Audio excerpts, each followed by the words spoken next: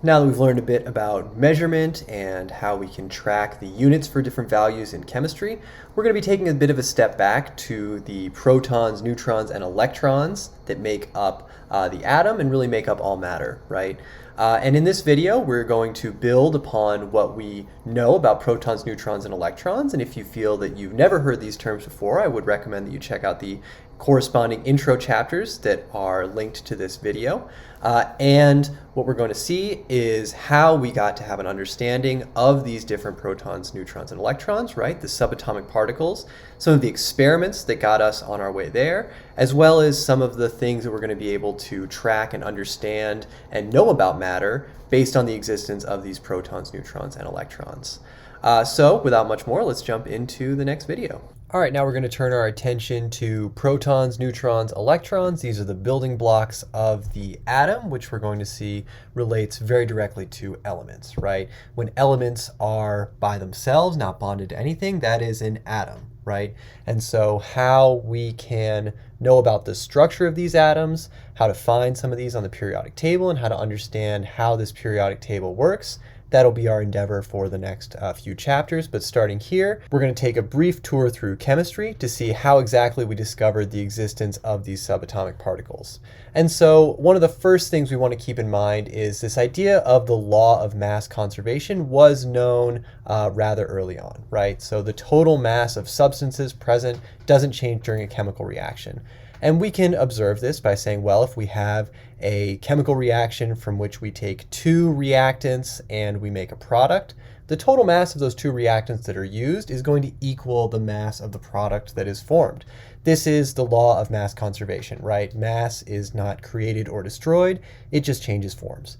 And in this case, if we have a reaction like calcium oxide plus carbon dioxide, and we bring them together to form calcium carbonate, and we are to start with these amounts of each of the two reactants, we'll end up with that summed amount of the product, right? The total mass of the reactants is going to be equal to the total mass of the products. This is the law of mass conservation, and this is, again, been well known for quite a long time in chemistry, right? Matter is not created or destroyed, and so the mass of the reactants will be equal to the mass of the products. And so while this is true, one of the first big discoveries in chemistry is from Dalton, who realized that, well, if elements A and B react to form multiple different compounds, we see that the different masses of the second element that combines with the first will be able to be expressed as a ratio of small whole numbers. And an example of this is with carbon oxides. And so on the first hand, we have carbon oxide with one carbon and one oxygen, which we'll come to know as carbon monoxide. And we see that there is a mass ratio between those two as follows. And Dalton long ago was able to discover this by seeing the mass of carbon that was used up and the mass of oxygen that was used up, but also observed that in different reactions we can have this second carbon oxide where we have a different ratio between carbon and oxygen. And this is later on discovered to be carbon dioxide, right? Carbon oxide 2 here is CO2, carbon dioxide. And there wasn't really much crossover between, right? It's not as continuum where we can have compounds form with like 49% oxygen and like 45% oxygen and so on, right? There's kind of these distinct ratios with which these elements form. And Dalton's attributing this to only certain but multiple proportions that these elements can combine as. And so in 1803, Dalton states the following atomic theory. And first of all, that is that all matter consists of atoms, right? We kind of had this idea of atoms before this, but Dalton has laid down that matter is made up of atoms, which are tiny and indivisible particles of an element that cannot be created or destroyed. Secondly, Dalton says that atoms of one element cannot be converted into other atoms. Third, Dalton says that atoms of a specific element are going to be identical in mass and that these are going to be different from every other element. And fourth, Dalton says that compounds are going to result from the combination of a specific ratio of these atoms of these different elements. And so Dalton's atomic theory, these 4 points, they're all, between mostly and completely correct, right? And what are exactly the shortcomings? Well, point number one, that all matter consists of atoms, is not exactly correct because we were later on able to split the atom, and as we're going to see, glean a lot of evidence of the fact that there are smaller particles within the atom. So this idea that an atom cannot be destroyed or broken down, that is a bit of a shortcoming, although an atom is a really fundamental unit, particularly with the study of chemistry. We don't really break the atom in a lot of the fields of chemistry that we're going to learn in this course. Second, atoms of one element can't be converted into other elements. There's a whole field of nuclear chemistry, nuclear physics that relies on how we can press additional protons, neutrons, electrons together in order to convert elements from one to the other. But at this time, Dalton didn't really see that, but that is something that's out there. Again, within the realm of classical chemistry and just sort of traditional chemical reactions that will be the vast majority of the focus in this course, this is basically true, right? We're not really going to convert atoms from one element to another in our everyday reactions. Third, that atoms of an element are identical. This one is also not exactly perfect because, as we're going to see, elements can have isotopes, which are atoms of the same element that has a different number of neutrons, right? Neutrons have mass but no charge, and so if we are to add on more neutrons, we can have elements that are called isotopes, having different mass but of the same element. Fourth point, compounds result from the chemical combination of specific ratios of atoms of different elements. This one Dalton really did get very well and is why this multiple proportions theory is what Dalton really kind of gets the most credit for, because while the other 3 points are really on the right track for especially classical chemistry, the third one that we can only really have like carbon monoxide, carbon dioxide, but not like carbon with 1.2 oxygens, right? That simply doesn't happen. That really was a major achievement from this atomic theory. So building upon that about 100 years later, we haven't made a ton of progress with a lot of what Dalton really laid out, right? The multiple proportions, that's all really phenomenal.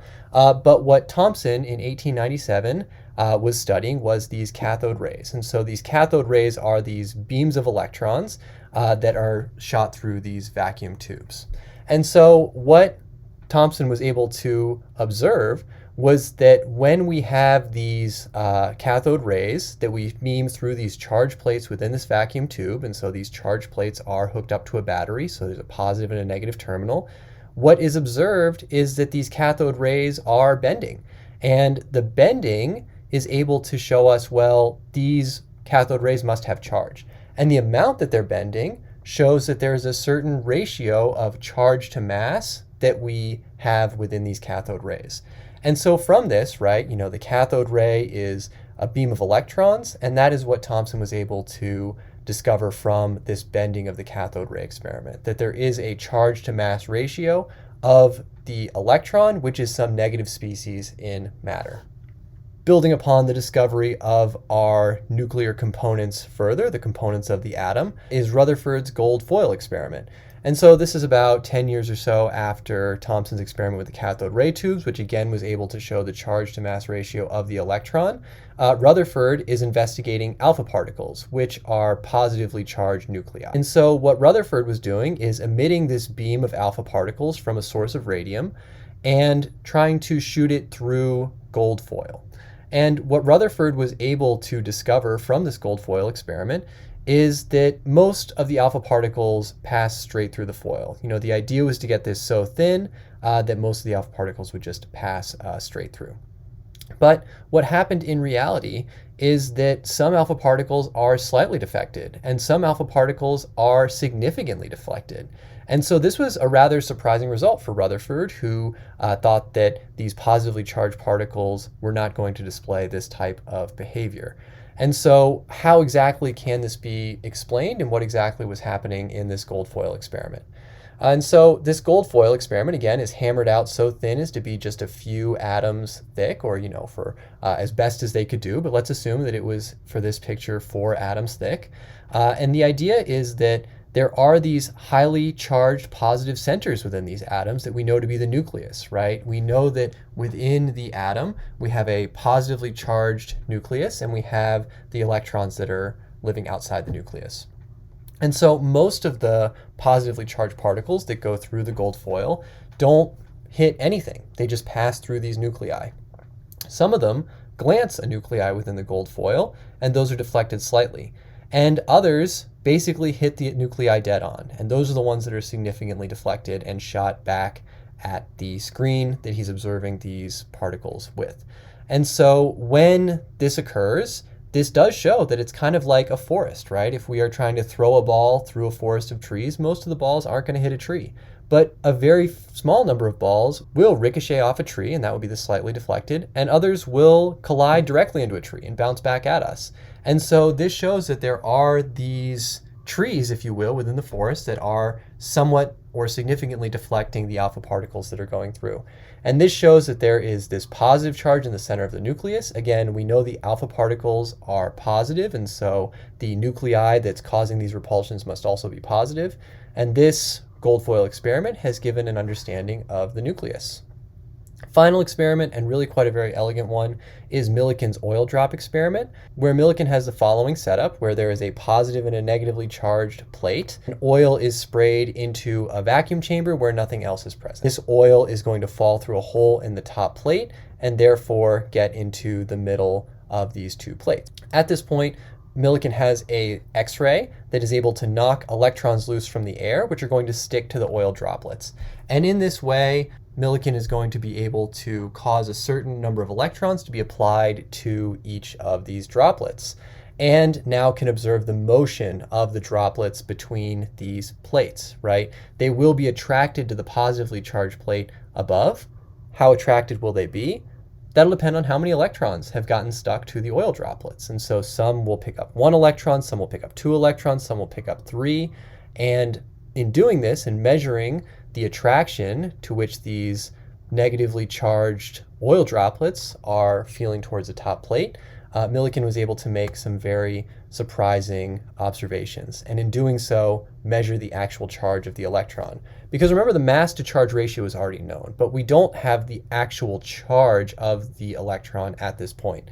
And so for some data, for some sample data that Millikan possibly observed, we see that one oil drop has a certain amount of charge. Another oil drop has another certain amount of charge. And again, this charge is able to be determined based on the attraction that these oil drops have to the top plate. And what was really exciting about this is that it isn't just this continuum amount of charge. There's only specific amounts of charges that were picked up by the oil drops. And they are based on these kind of integer numbers, right? Where one has twice as much as another, and the next one has 3 times as much as another. And this is because that first oil drop may have had 1 electron, and the second has 2 electrons, right? And the next one has 3. Only whole numbers of electrons are being applied to each of these oil drops. And by determining the difference in the charge between the set of oil drops he's gotten, because he's observing many, many oil drops, and we can only have, so many electrons to get applied. We're not going to apply 5,000 electrons to a single oil drop. That would just be too much for one oil drop, right? We're able to see that the increment between these shows this quantization of the negative charge and shows the charge on the electron. From these experiments, right, which really are good to kind of understand their historic experiments, but the absolute finest details may not be the most important thing as far as a overall understanding of chemistry. I think they do show the steps that it took to get us there. And I would say that the central take-home of all of these is this idea that we don't break apart the electron, right? There's this unit of charge that floats around outside the nucleus. It's called the electron. And this amount of charge really doesn't get broken down, right? We'll see that elements will gain 1 electron, lose 1 electron, but they can't gain partial electrons, right? There is this quantization within chemistry that is going to be a theme really throughout this course. Thank you for watching the video, and I look forward to seeing you in the next one.